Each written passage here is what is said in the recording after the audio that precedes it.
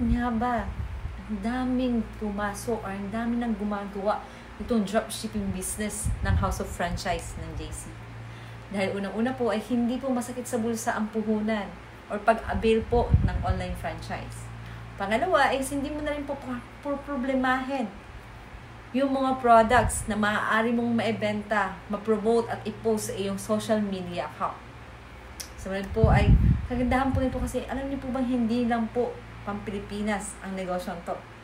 Yes po, dahil po itong dropshipping business ng House of Franchise ng JC ay pang-worldwide.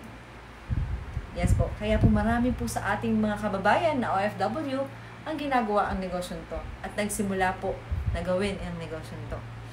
Marami po sa kanila na nakapag for good sa Pilipinas dahil po nakaipon na po sila at ngayon po ay masaya po sila nakasama ang kanilang mga mahal sa buhay.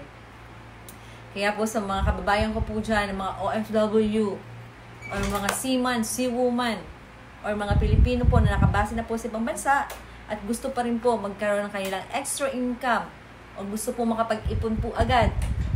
Lalo-lalo na po sa mga OFW na gusto nang makasama ang mga mahal nila sa buhay. Bakit nyo po hindi i-try itong dropshipping business na ginagawa ko at ginagawa po ng iba? Kaya po sa mga gusto rin po gawin itong negosyo to, i-message nyo lang po ako. Dahil isa po ako sa maggagay at magtuturo sa inyo kasama ng aking team kung paano gawin ang negosyo to at kung paano kumita dito sa dropshipping business. Kaya ano pa po hinihintay nyo? I-message nyo na po ako. See you in my inbox!